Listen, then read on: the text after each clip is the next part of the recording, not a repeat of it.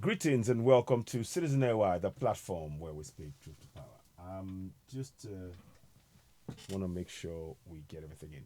Yes, you're listening to CitizenAY, the platform where we speak truth to power. Go ahead and subscribe on YouTube, hit the notification button, and of course, give us thumbs up. How do you do that? Let's show you. Subscribe to CitizenAY, hit the notification button, and of course, give us a thumbs up every time you see our broadcast. Thank you so much. We do hope you like our new merchandise. That the hoodie is £40, the cap is 20.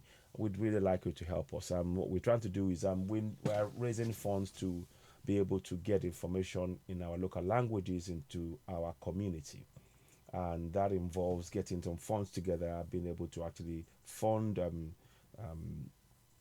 local stakeholders and providing the booklets and things they're going to use and teaching them how they're going to actually empower communities to know their rights and use those rights. So please, if you can, get in touch at admin@citizenay.org. Your size, the quantity, and the amount. And as stated, we've got the figures, we got the picture in there. 40 for the hoodie, 20 for the cap. All of those funds, we want to take about half of those funds to begin to actually fund the production of leaflets to actually encourage people to know their rights in their local community. I've shown examples of that, and I will show that in the future. That way, we can begin to empower people in our community rather than sort of giving them parachuting in help. They can begin to help themselves because they will use the powers they have in their local language to hold their governors to account. So, getting this hoodie and t-shirt would actually help in doing that, because this signal, our logo represents we the citizens having the power to hold our governors to account. And of course, our logo states, if you look at the bottom, it states the platform where we speak truth to power. It states that, and it is there for a reason. It's there to make sure that you know that you are in control and you can hold your governors to account. And we speak truth to power because, as we all know, the colonial structure has actually portrayed Africa in a very negative light, and all stories we've heard about Africa is frankly untrue. And this is why we have now to tell our own story we have to tell our narrative from our own perspective. So we really do need your support. When we say please do support us and grow the platform, it is really crucial that your support is actually part of the process, and of course in getting those documentation out there to begin to change the mindset of 1.4 billion Africans in 54 African countries. We want them to know their rights in their local language. So thank you very much for that. We will carry on. Don't forget, subscribe to CitizenAY, hit the notification button, give us thumbs up. Okay, now let us go forward. I want to just show you something that I'm always proud to really talk about, the great man behind me that you see on the screen behind me, Ibrahim Traore, Asemigota General Chairman. I just can't. They are showing us the way in Africa, and we need to really support them. This is a great news. I wanted to show you something about what they've done. Ibrahim Traore recently welcomed Africans abroad and called them to return to their roots to fight. Listen to the AES news. It's very important to this news for us, and that includes you and me. And many of us are in diaspora, and I felt we need to share this message. So have a listen to the message. Here goes. Solidarity with you, and also to tell you that the work you are doing is a great work. We African youth are here to magnify the great work that you have launched, this revolution that you have undertaken. We are here to help you. We, as the youth of Africa, are here not only to magnify your bravo, but we are here to be inspired by this bravo. Excellency, Mr. President, it must be said that we have a request. We see that there are still inequalities in Africa, and we, this youth, we are fighting to reduce these inequalities. The youth also faces employment problems, and it is in this direction that we are working. Excellency, thank you very much for the great work that you have done. We are very proud of it.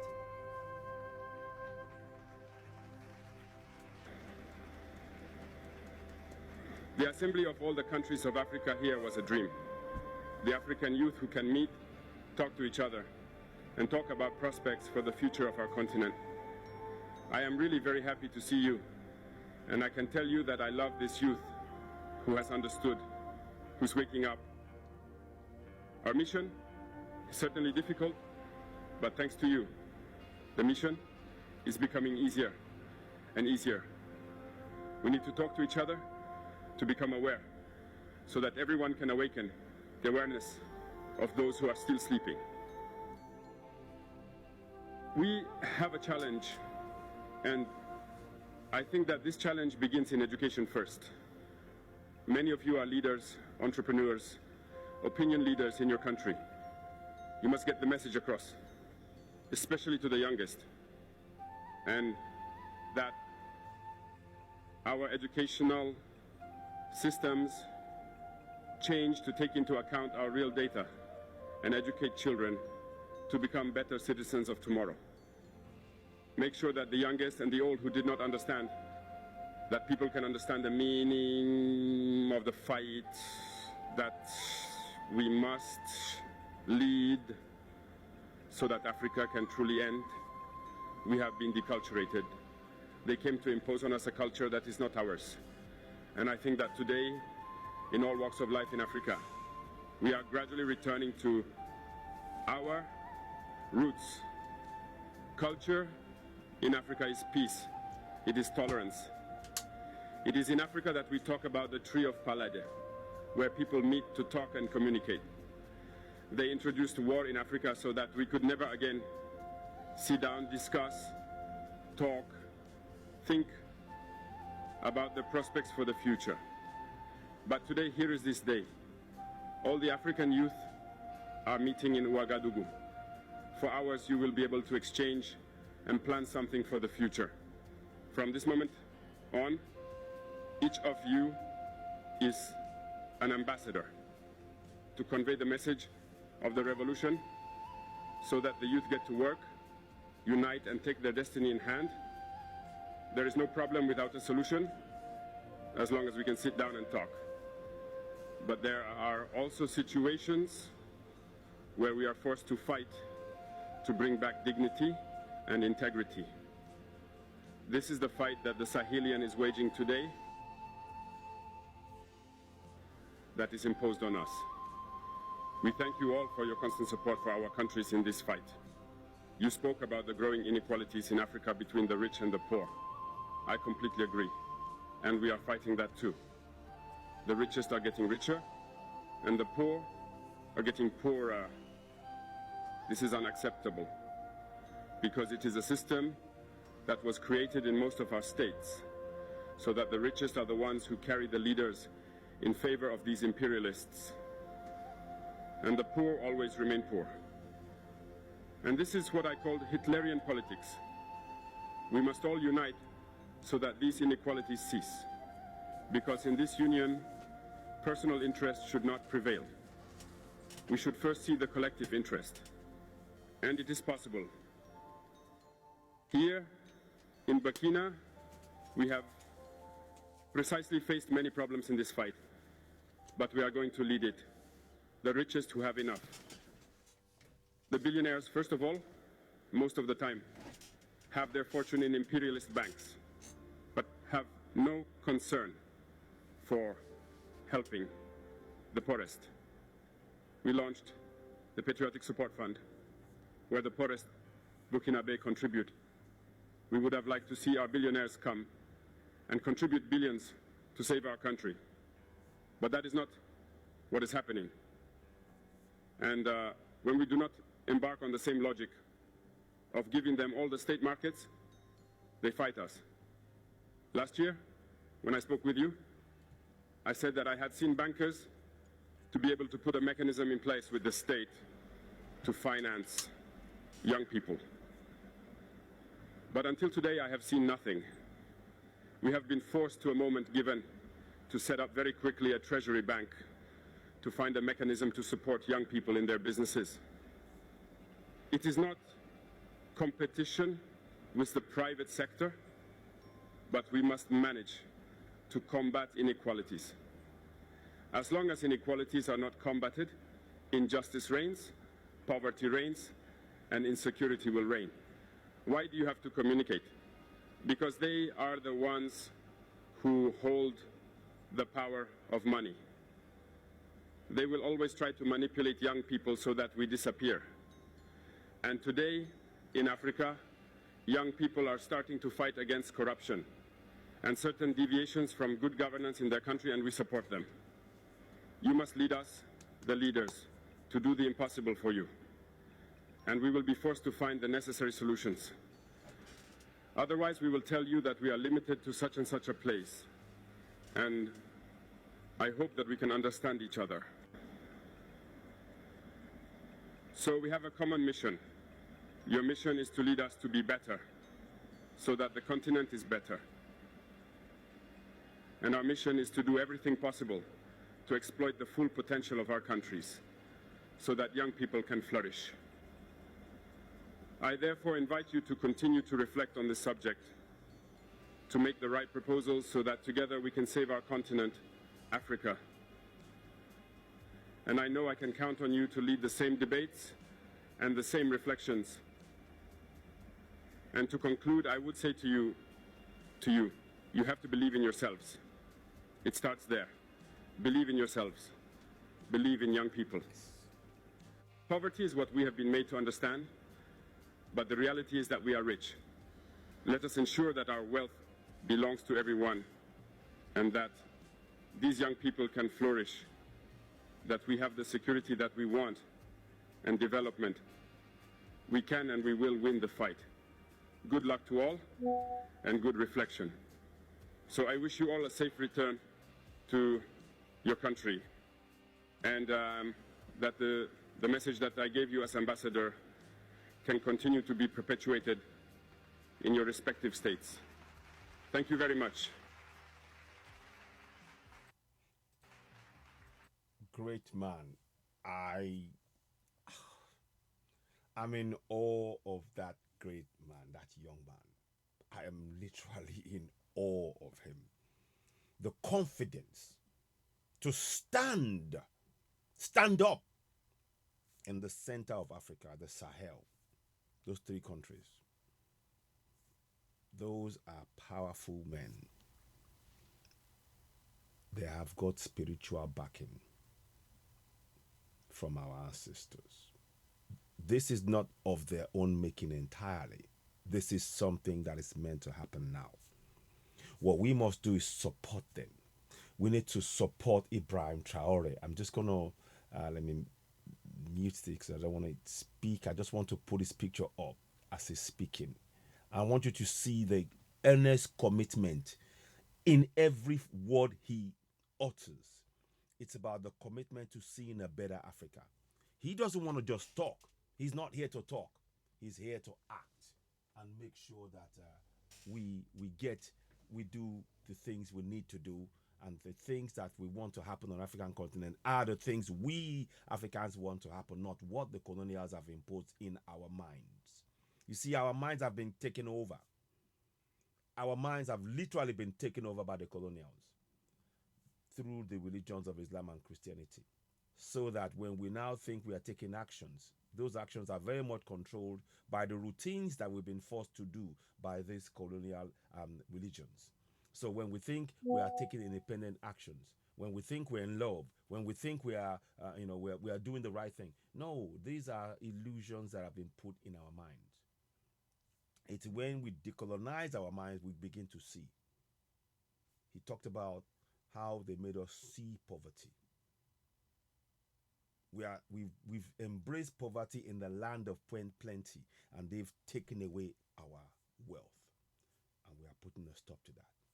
This man and Ibrahim Assimi Goita and Deracheni, they behind me, they are the visionaries that we need of our time, and we must support them. So this message, I want us all to spread it. People often wonder, I'm very much into waking up, making changes in Nigeria. But I recognize there is no point in me talking about Nigeria because they haven't got any role models for us to follow. There are no role models. In Nigeria right now, there are no role models to follow. And I kid you not. I don't say that lightly. This man here is taking key steps. They paid for the aeroplane, for their Burkina Faso aeroplane, the first one. Cash. They own it. They took over the gold mine from two companies. They own it, made it a state one, and all the funds. If you want to buy anything, you buy your finished gold product from us. You don't come and mine in our land. We mine it, we process it. You want it, you buy it from us. Raw materials is ban the export of raw materials. So if you want tomato paste, you come to us. If you want to buy our tomatoes, no, we will process it for you and you can buy the finished product. That requires a level of deep thinking that is simply absent in the Nigerian space.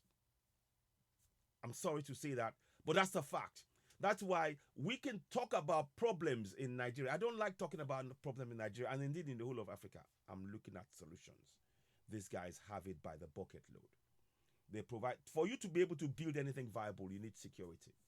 And they've created the AES Alliance Security to protect one for all and all for one. So for me, it is clear. This is the way forward. And I want all Africans to listen, watch and listen back to this video. Listen to the words he says. Look at the passion behind those words. The steely determination, and I mean steely, that come what may, he says the word Alliance, AES, or DEA, or death. That's total commitment. These are the things and the ethos of Patrice Lumumba, Kwame Nkrumah, Gaddafi, Thomas Sankara. These are amazing, innate abilities that has been displayed. One we must not cast aside. This is the future of Africa. And the fact that we are being welcomed, we need to start preparing our minds to go home. I am psychologically preparing myself. That automatic. I don't care who hears this, but that's the fact. We will have to make sure that we build a better Africa. Look, it's great to see other continents growing. I want to see an Africa where I see the coming generation thrive. Then I can leave this earth and know, you know what? That's good. That's good. That, we can leave this earth with joy in our heart, knowing that the coming generation, their future on the African continent is secure and they are in control of their own destiny. That's the commitment we're looking for from every one of us on Africa. And this man, salute. I am just in awe of this man and the fact that they can stand and they're showing us what it means to be an African. So I want us all to really listen to this message. Take it in as Africans and let's prepare our mind mentally to go home. Now, we've been forced out of Africa because they've been extracting our resources by creating wars and division in our community. A peaceful land, they made it unstable, in poverty-ridden, in the land where the largest 33% of the fertile land in the world is in Africa. And yet they create the impression of poverty to be able to control and dominate on our continent. Now we must take back control. It is that simple. Following and doing exactly what the Alliance of Sahel States has done. So please do share this podcast. Let us have your thoughts on it. You are listening to CitizenAY, the platform where we speak truth to power. Please share your thoughts. Let's have your views on this. And please, like I said, support us. Click and subscribe to CitizenAY on YouTube.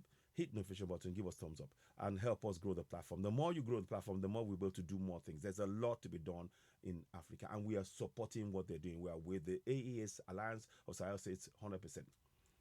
There's nothing I can say to put in support of of ECOWAS or African Union, because they are not speaking truth to power. They are not working for the interests of Africans. They don't even protect the lives of Africans.